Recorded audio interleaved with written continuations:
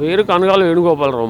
మాకు ఇక్కడ ఇబ్బంది ఏమి లేదు. అమరావతి రైతునే నేను కూడా. అయితే ఇక్కడ మొత్తం వర్క్ ఫుల్ స్పీడ్ గా జరుగుతుంది. పెన్షన్ రావడం గానీ, రాజధాని పెన్షన్ గానీ, మామూలు లేడీస్ కి వచ్చే పెన్షన్లు గానీ అన్ని టైం టు టైం వస్తున్నాయి. ఫస్ట్ తారీఖు రావాల్సిన పెన్షన్ ఫస్ట్ తారీఖు ఆదివారం వచ్చింది అనుకో 30వ తారీఖే ఇస్తున్నారు. అంత స్పీడ్ గా ఉంది. లారీలు గానీ, వర్కులు గానీ, బాగంటే బాగా రోడ్లు గానీ, రోడ్ డెవలప్మెంట్లు గానీ, మొత్తం ఏదైనా గానీ బాగంటే బాగా స్పీడ్ గా జరుగుతుంది. ఇక్కడ మాకు వచ్చిన ఇబ్బందే లేదు ప్రతి ఒక్కరూ.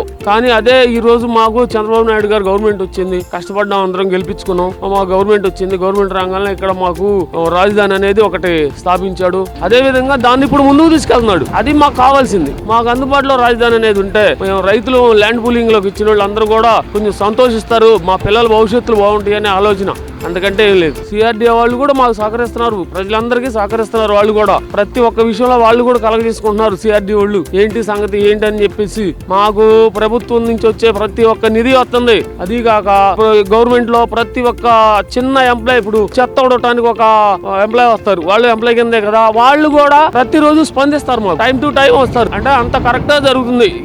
మా ఏరియాలో పని మాత్రం బ్రహ్మాండంగా పనులు నడుస్తున్నాయి. అవి మొత్తం చూసుకుంటూ వచ్చాం. అదే విధంగా ఇప్పుడు ఆ రోడ్డు ఉంది, అసలు మన ఇంటర్నేషనల్ హైవే ఉన్నట్టుంది.